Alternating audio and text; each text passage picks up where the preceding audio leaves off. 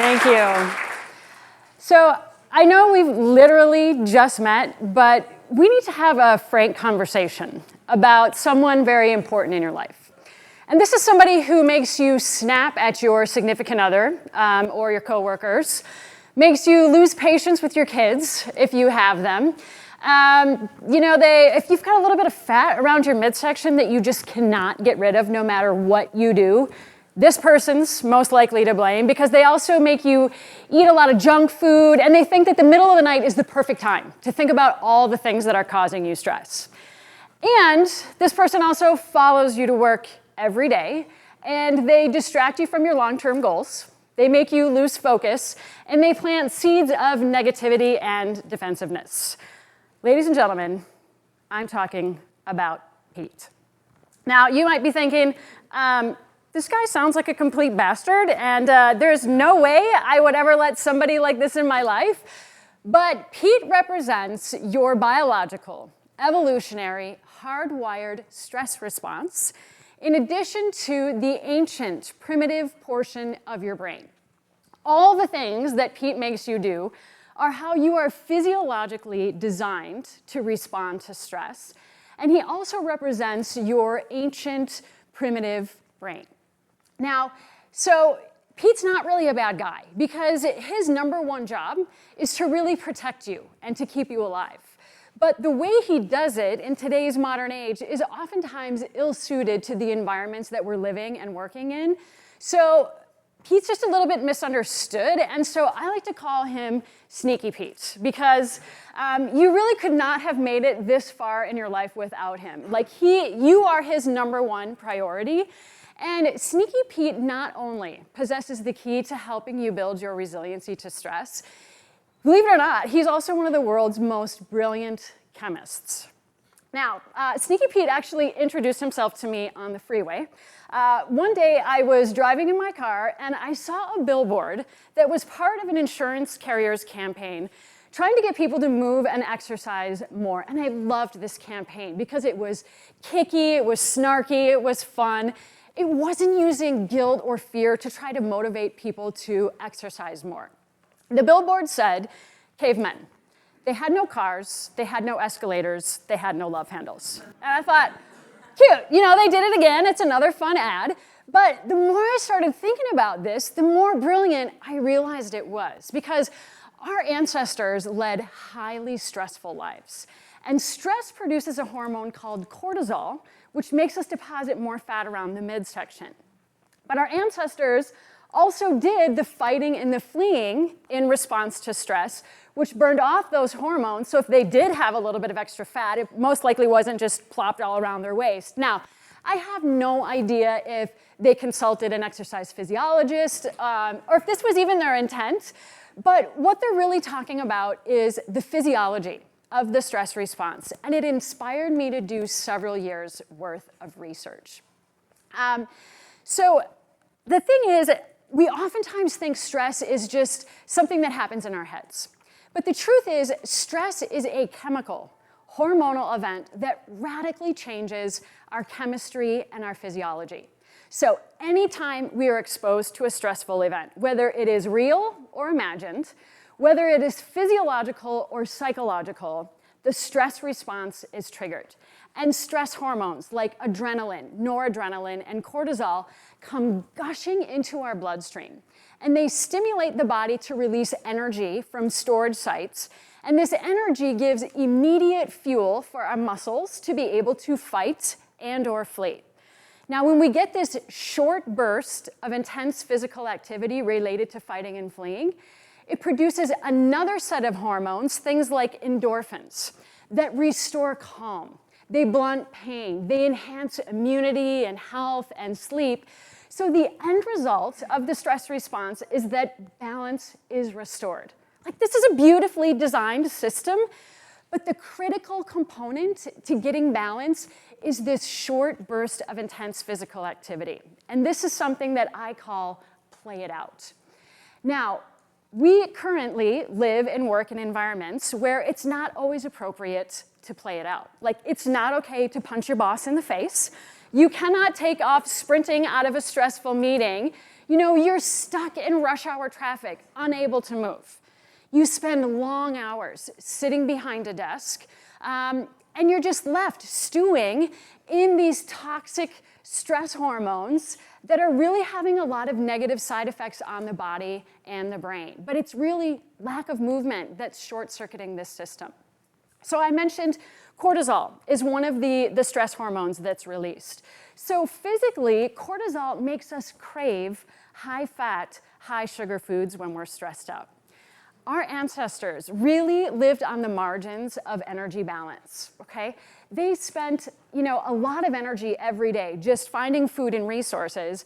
And then when you throw in fighting and fleeing on top of that, that was a lot of energy. So cortisol makes us hungry to replace that energy that was spent. Cortisol also makes us deposit fat around the midsection, which I like to just refer to as our fight or flight fuel allocation stations. The stress response really raids the energy pantry of our fat cells. And so cortisol's job is to restock the shelves. But unfortunately, this visceral fat then raises the risk of things like cardiovascular disease, of diabetes, and certain forms of cancer. When you can't sleep and you have insomnia when you're stressed out, this is a direct result of cortisol. And if that's not bad enough, I'm just full of good news for you today, aren't I? It also affects brain structure and brain function. Cortisol kills cells in the brain related to memory and learning.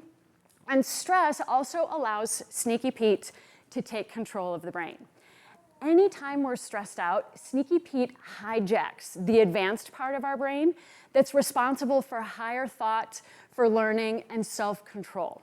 Which is why oftentimes when we're stressed out, we will find ourselves, making short-sighted decisions, getting impatient with others, because Sneaky Pete has advanced brain in a headlock and is totally making important business and life decisions. When we're stressed out, Sneaky Pete is courting our significant other, and he's raising our kids if we have them. The other thing that's really important to note about stress is that it is not possible to reduce your stress. And usually the conversation about stress is, how can we reduce or minimize your stress? Well, I've got a question for you. All right, I want you to raise your hand if you think your job is going to ask any less of you next year. No hands, okay. Raise your hand if you think your friends, your family, your loved ones are going to ask any less of you next year. No hands again, okay? So the idea of stress reduction it's very seductive, but the reality is the stress in your life is going to continue to increase, and there's really not much you can do about it. I've spent 20 years really traveling the globe, working with and speaking to corporate audiences, and I continue to see a lot of the same things over and over again. People are burned out. They're sick. They're disconnected from their loved ones. They're unhappy, and they are exhausted. So what we're doing now to deal with stress is not working. So my approach as an exercise physiologist is vastly different. If the stress in your life is going to increase, then you've only got one option, and that is to build your resiliency to stress. And what I mean by this is that there is a way to train your body to recover more quickly and more efficiently from stress so that you're ready for that next stressor that is coming. And there is also a way to train your body to improve its threshold for stress. Now, I teach audiences different tools from cognitive to physiological to build their resiliency, but we've only got 18 minutes today. So I just want to share one of these with you. And this takes us back to Sneaky Pete and Play It Out. I wanted to know a lot more about these endorphins that are produced in response to the fight or flight response.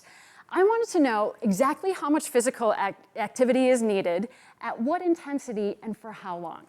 So I spent weeks poring over the research journals, and here's what I found. Your body produces endorphins after 30 to 60 seconds of intense physical activity. And if you think about this, it makes complete sense. The fight or flight response for our ancestors was very quick. It did not go on for hours, for days, for weeks. Either it was over with or they were over with, and it happened very quickly. It played itself out, right? So, playing it out, getting this short burst really is the antidote for stress. It is a pharmacy that we always have access to. So you are always 30 to 60 seconds away from stress relief because that's all it takes to play it out and hit that reset button. Now, play it out not only restores your chemistry and physiology, it is one of the best ways to improve your body's resiliency to stress. What happens to your heart rate when you're exposed to a stressful event? It speeds up, right? Okay. And then when that stressful event is over, what happens to your heart rate? It slows back down, right? Okay. So the faster your heart rate recovers from stress, the more resilient you are. Okay, well, what happens to your heart rate when you exercise? It goes up, right? And then when you're done exercising, what happens to your heart rate?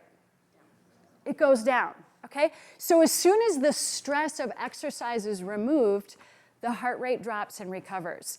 And how we measure somebody's level of fitness is how quickly the heart rate drops and recovers after the stress of exercise is removed. There is a direct connection between training your heart rate to drop and recover after the stress of exercise and getting your heart rate to drop and recover from the stress of everyday life.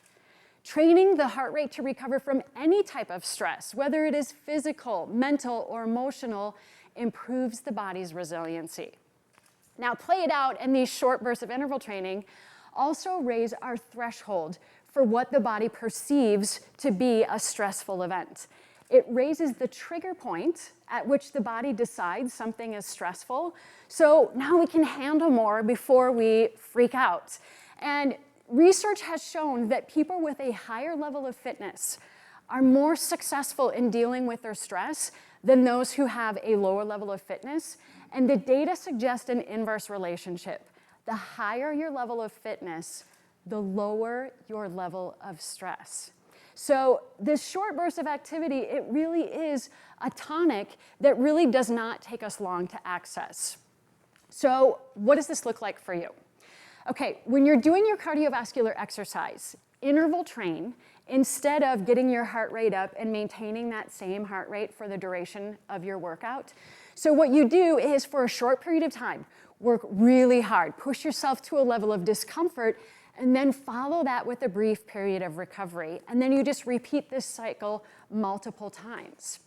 So any activity can be made interval training, walking, running, biking, swimming, playing a sport, because all you're doing is increasing the speed, the resistance, or the intensity for that brief period of time, and then decreasing that intensity, speed, or resistance. A hill, one set of stairs makes a great interval training short burst workout. Just go up as hard and fast as you can, and then turn around and come down a little bit more slowly. I always like to tell people, if you have your body and gravity's turned on, you're good to go. Because several quick repetitions of squats, of lunges, of burpees, of push-ups, they not only elevate your heart rate, they're also challenging your muscles, which is checking both boxes. It is simulating fighting and fleeing. And also, think about during the course of your workday, when you're experiencing stress, find a way to play it out. Remember, it only takes 30 to 60 seconds. Now, of course, it's not always realistic for you to drop what you're doing and start playing it out, but those stress hormones do stay in your body for quite some time. So whenever you have an opportunity, find a moment to hit that reset button on stress.